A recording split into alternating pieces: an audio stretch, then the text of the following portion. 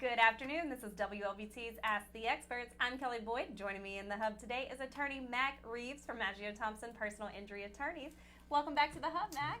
Glad to be here. Yes, glad to have you back for sure. We have questions for you. The questions come from our Ask the Experts page on WLBT.com. But if you have legal questions, please ask them for Mac while we're live on Facebook. Okay? Sounds good. All right. What steps should you take immediately after you've been hurt in a car wreck? Typically, I would recommend that you call 911 as soon as the wreck happens. That way authorities can be involved. Safety first. Safety first for sure. That's for, ambulance, fire services if they're needed, and also so the police can get there, take down reports, get information from witnesses, anything like that. Sometimes we have clients where they just agree with the other driver that, hey, it's a little fender okay. bender, and then the next day, they're injured and they didn't get the correct information. So it's always really important to get the authorities I bet that involved. happens all too often It around happens. here. It's pretty common actually. Yeah. I've So- actually been in that situation before where we're like, well, our cars are okay, Yeah. we're okay, and we just drive off. That's right. All right. Should you provide an insurance adjuster with a recorded statement? Typically, we don't allow our clients to give recorded statements to the other driver's insurance. Now, with uninsured motorist coverage, you have a duty to cooperate with that insurance company. Some cases, it may be okay to give that statement, but I definitely would not do that without speaking to an attorney first. Okay. Good advice. How does an uninsured or underinsured motorist coverage apply to your car wreck claim?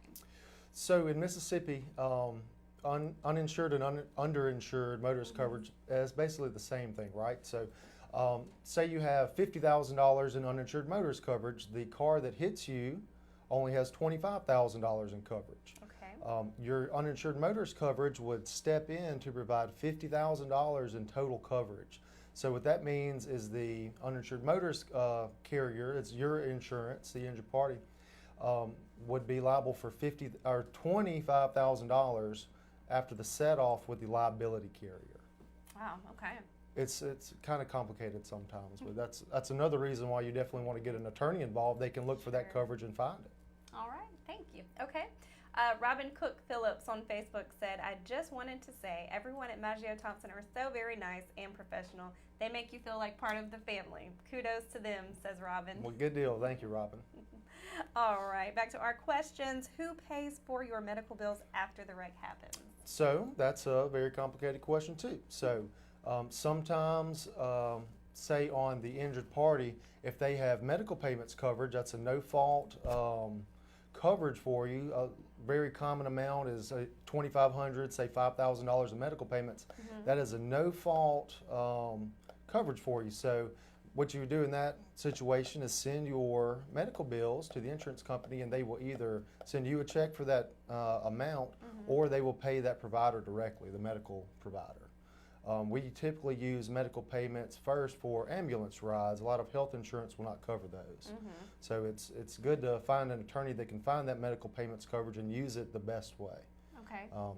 But typically we would like the health insurance for the client to pay. That keeps them out of collections. It makes everything go smoother. But most of the time we would end up having to pay the health insurance carrier back, which is good. It keeps you out of collections. That health insurance carrier is not going to pay the billed balance, I guess you would say. So say you have a $5,000 emergency room bill, your health insurance may make that go away for, say, $1,500, $2,000 bucks. So instead of paying $5,000 back to the hospital, we would only have to pay what the health insurance carrier paid. Okay. But under Mississippi's collateral source rule, we get to claim the full $5,000 in medical damages. So Okay. it works in the advantage of the client if their health insurance will step in and cover those medical bills. Okay. Good to know. At what point should you consult with an attorney after a car wreck? After you call 911 and after you get your immediate medical treatment. The sooner you can get an attorney involved, the better for your case. They can warn you of the pitfalls and keep you from falling into them as well. Okay. But we really like to get involved within a couple days if at any way possible. just to keep our clients, claim going in the right direction. Okay, so as soon as possible, as soon as you make sure you're okay. Yes, after you get seen, medical treatment, make sure everything's okay. Give us a call. All right. Next question, is there a charge for the initial consultation? At Maggio Thompson, we do not. All consultations are free.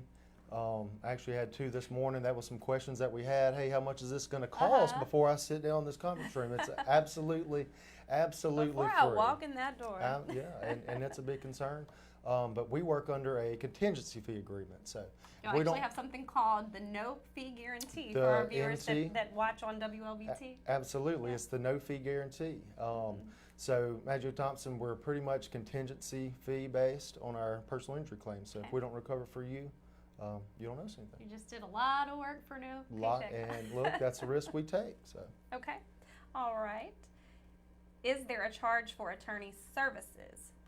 So a little different than paying. That would, yes. So that would go towards the contingency fee agreement. Okay. So most personal injury attorneys work on a contingency fee agreement. That's a portion of the final settlement. Right. It's just a percentage. So that keeps the client able to get legal services without having to pay out of pocket. Right. So it's really in the benefit of our clients. So. Okay. And then once you win, you get that percentage that was agreed upon in the contract. Right. That's right. All right. Sounds good. What kind of information does my attorney need to know during the consultation? I want the most information that I can get. Any police report numbers. If you have the police report at that time, the actual report will be great. Medical facilities, if you've gotten any bills. We usually like to get our clients' health insurance information. Pictures are really important. Yeah. That's another thing to do right after a wreck happens. After you've called 911, take some pictures. That's really big. Maybe sometimes the police report will be incorrect, and we can track that driver down by the pictures that you took of their vehicle with their tag number. So. And it also helps us prove your damages later on if we need to show property damage. So okay. That's it. Good advice. That's another question about services, the fee, and you've already answered that. What can an attorney do to assist you that you can't do on your own? A lot. That is a lot. So we deal with this every day. Handle thousands of car wreck claims at Maggio Thompson. Know the pitfalls. We know what your claim is worth, and that's really important. Insurance company, they're not going to just volunteer what your claim is worth. If insurance companies pay what claims are worth, I wouldn't have a job right now. Right. And actually had that conversation with a client this morning. But main thing is keeping your claim on track and keeping that client from falling into the pitfalls. We deal with a lot of the stress, help you get medical treatment, everything like that. Okay. What can you be compensated for after being involved in a wreck? Well, medical bills would be number one. So, if you're injured in the wreck, you have medical bills, pain and suffering would follow those. Lost wages, property damage most of the time is taken care of on the front end and is separate from your bodily injury claim. Sometimes it's not. So any property damage that was injured, the vehicle, or say you have a laptop, sunglasses. Inside, like your tablet or something. That's right. Okay. That's right. All right. What kinds of experts might an attorney hire to assist in proving your case? Whew. That's a big question as well. Yeah. So it's according to what kind of personal injury you have. So say it's a car wreck, we might hire an accident reconstructionist.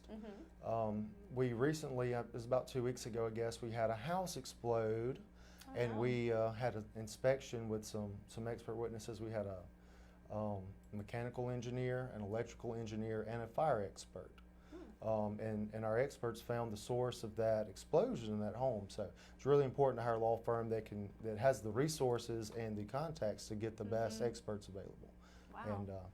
And these guys were good a couple weeks ago. So definitely. Very important. It's say you have a low impact wreck with pretty severe injuries, you might hire a biomechanical expert, which would explain to the jury how you can be injured so severely in a low impact wreck. That's something we hear from insurance adjusters all the time is, oh, there's hardly any property damage, they couldn't be injured. So because it was low impact. Exactly. Interesting. Nice stuff. Okay. What is different about 18-wheeler accidents versus regular motor vehicle accidents? Well, I would probably say the size. 18-wheelers, 60, 80,000 pounds. The average car is 3 or 4 or Yeah. 5,000 Big pounds. difference. Just that difference in size and weight, at speeds, especially highway speeds, makes everything usually a lot more severe for our clients. That's another area where it'd be really important to go ahead and hire an expert. Okay. What regulations apply to 18-wheeler companies and their drivers? The Federal Motor Carrier Safety Administration has a lot of rules and regulations regarding trucking companies, commercial carriers. So basically those regulations would govern how many hours a driver can drive, how many miles in a day, how many miles in a week or over a certain period of time, how much weight can be on a certain vehicle, how that the load on that vehicle has to be strapped down. Yeah. So that's what governs most of these commercial carriers out there. Okay. All right.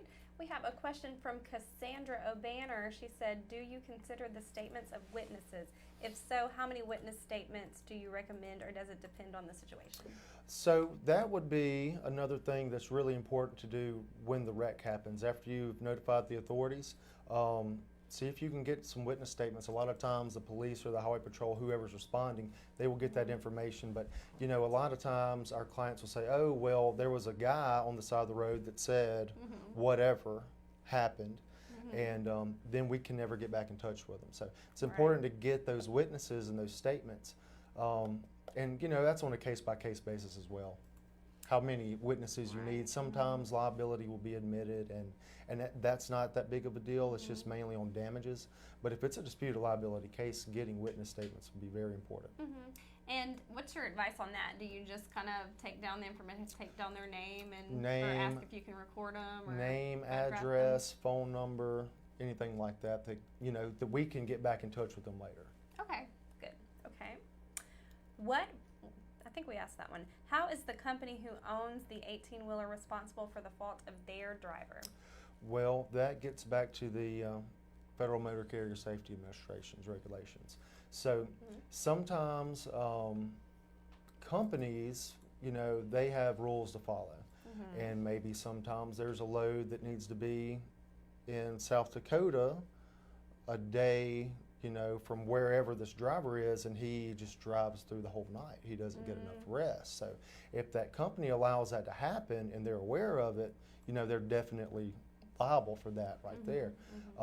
Another thing in Mississippi is through respondeat superior. Basically, it's a theory that any of your employees that are acting in the course and scope of their employment, they injure someone else, that company would be liable. Okay, good. What happens if my attorney can't get my case settled with the insurance company? We see this all the time. At Maggio Thompson, we file lawsuits. So that's the only way is to get it into litigation. If the insurance company's not making a fair offer, we file lawsuits. And that's where you need an attorney to know, because a lot of times people settle it without realizing their case was worth so much more. One client I met with this morning, she had about $10,000 in medical bills. The insurance company offered her $2,500. So that is why she came to our office, and I wish we could have been involved. For medical or overall? That's overall. Oh, wow. That's overall. So, at that point, she's losing $7,500 minimum because she still has outstanding medical bills. So, it's really important to get an attorney that knows what the case is worth. All right. If the claim settles, can you still file a lawsuit? That is a tough question. In some cases, probably not. If a check has been sent, if a release has been signed by the injured party, that really absolves all liability from that insurance carrier or that defendant. Be really important to get an attorney to look at that case before you settle or agree to a settlement. And maybe that attorney can find some more coverage out there for you. Or they'll at least be able to give you advice on how much that claim is worth and get you what you deserve. Okay. Yep. Great. Robin has made another comment, and she must be talking about the truck driving 18-wheeler company. She said that is the very reason why all of the companies are going to e-logs, electronic logbooks, so that you cannot manipulate them. That's absolutely correct. And one of the most important things on an 18-wheeler wreck, and most vehicles, newer vehicles, have they call them the black box. I was about to ask you about the That's black one. box. It's very important to get accident reconstructionists involved at those early stages before that data is destroyed. So, those e-logs, like Robin was referring to, that keeps up with speed, where the, truck was going, the braking times, hard brakes, and say that a driver has a history of slamming on brakes a lot, meaning that he's either going too fast for the conditions or is not paying attention to what's going on in front of him and has to slam on brakes a lot. That company should be aware of that. And if they fail to take any action to correct that driver, that would be another theory of liability against that company, because they could have prevented this if they would have disciplined that driver. Yeah, and that should be very simple for them to know, because our technology now, even that information comes to me, the app for my insurance company, where you get your savings with your insurance company. And insurance company will use that against you. And it shows you, like, anytime you're speeding, it shows you anytime hard braking. That's their 3 rules for safe driving is driving at night, which is past 8 p.m. It's considered unsafe. Oh, wow. Yeah. And so it was that, hard braking and speeding. And so that's it, and it shows you that. So it's neat to kind of become aware of it. So even that's an app like that for your insurance. So these guys should really know what their drivers are doing. And it's important to get an attorney that can go find that information out too. I know there's a lot of apps for parents that you can put on the vehicle that would track for new drivers or say teenage drivers. So there used to be something I had on my son's phone that I could tell, like, if he was in an automobile that was speeding. Oh, goodness. Tell your dad to slow down. Goodness gracious. Well, we're glad they didn't cause an accident when they were speeding. Good. Thanks for your comment, Robin. Let's go back to our questions from the Ask the Experts page. We have, let's see, how long do you have to file a lawsuit for a car wreck claim in Mississippi? Typically, if the other driver is just an individual, 3 years. It's a 3-year statute for most tort actions in Mississippi. Now, if the driver was, say, like a county vehicle or maybe a school bus that's owned by the county, that would be under the Mississippi Tort Claims Act. That is a 1-year statute of limitations, and there are a number of requirements that you have to follow to even be able to file a lawsuit against a Tort Claim Act protected entity. And that's another reason why it's so important to go ahead and get an attorney involved on the front end, so they don't have to play catch up. Say, if you wait 9 months, there's a lot of work for that attorney to do to be caught up instead of being ahead of the game. So that's another reason why it's very important to go ahead and get an attorney involved on the front end. You don't want that to happen. Exactly. Don't want time to run out. It's been really nice having you guys on this program, and you guys, since we've started, have been here. I think y'all are the first episode. We're on 42 today, and y'all been here every other week. So I feel like some of these questions, we get some of the same ones sometimes, and it's like, I know the answer, and it's because I would have never known that information without you guys being here. Well, that's good. That's hopefully our viewers are learning a little bit too. That's pretty neat. All right. What is the litigation process like? So litigation, like you said earlier, what happens if the insurance company will not offer a fair settlement? Right. That's when we would file a lawsuit. So we would draft a complaint against usually the driver that hit you, right? Their insurance company would get involved and defend that case. So they would answer that complaint. They would issue some written discovery. We would do the same. They're called interrogatories and request for production of documents. So that's where we would, basically it's a fact-finding mission for both sides. So we would issue questions and request for production of documents. They would do the same thing. We'd get our client to answer those questions. They're all under oath, so it's very important to tell the truth on those.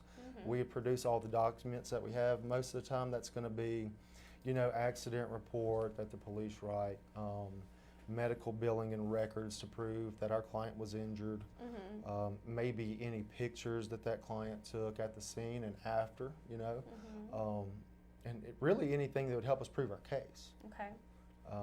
After that written discovery, typically depositions will be taken. That's where both sides' attorneys would sit across the table from each other with a court reporter, and you get to elaborate on those questions in the written discovery and ask a little bit. It's really I don't want to say informal, but it is a lot more less rigid than the written discovery process. You can, you know, And you get more in-depth get information more- from the discovery? that's right. Okay. So you can elaborate more. So say you get something in written discovery that you have some more questions about. That deposition is when you would really get to, you know, flesh out Dive those deeper into issues. it. Yeah. Okay.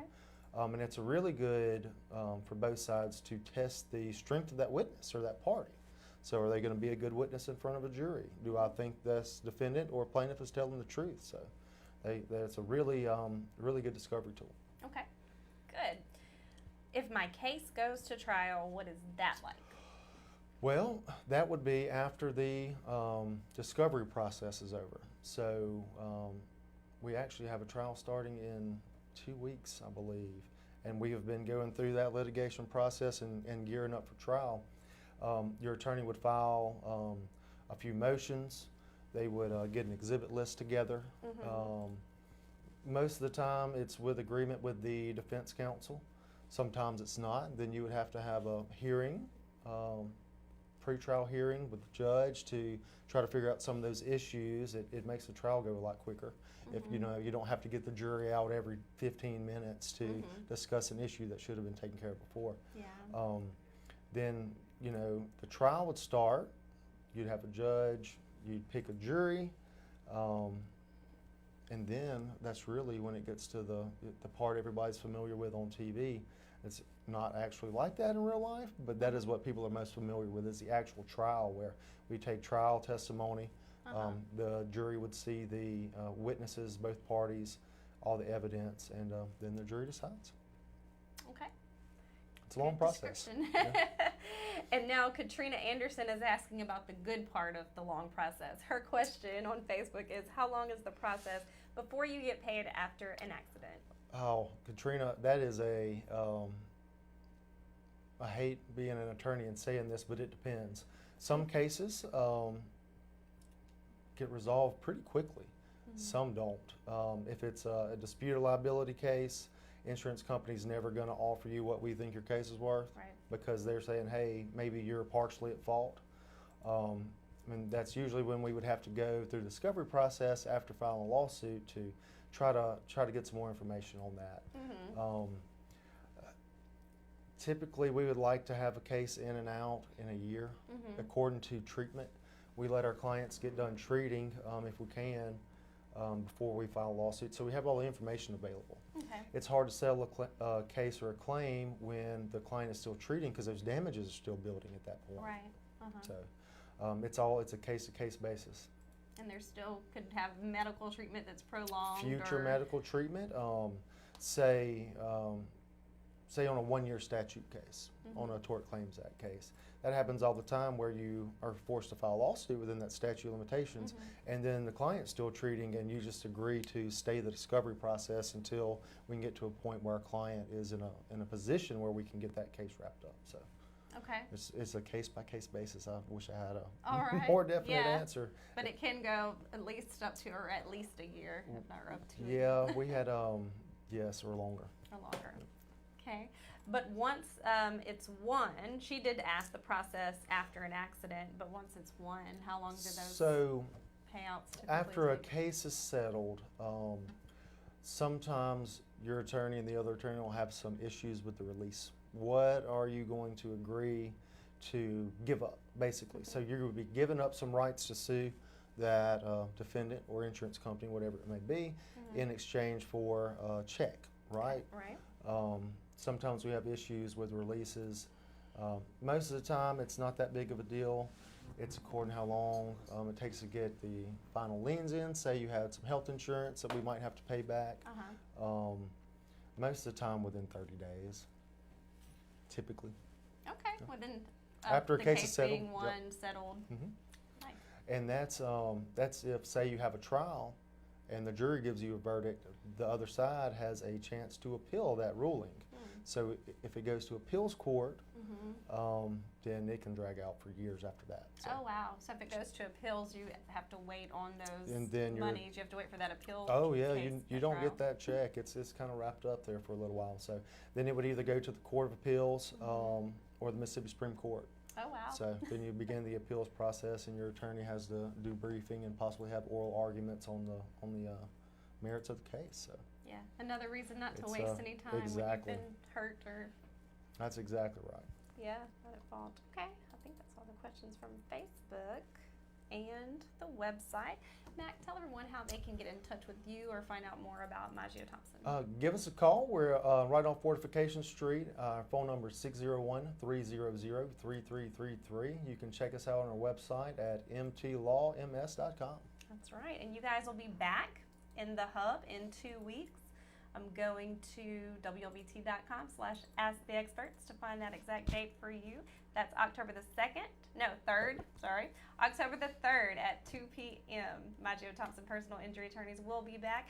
Please send in your questions for that episode for all our experts and view our upcoming live schedule and past episodes. It's all there. Everything's on the Ask the Experts page, including you. Well, perfect. Give us a call. Thank you for coming in today. Thank you for having us. Thank you. Thank you for your questions. Thank you for watching WLBT's Ask the Experts.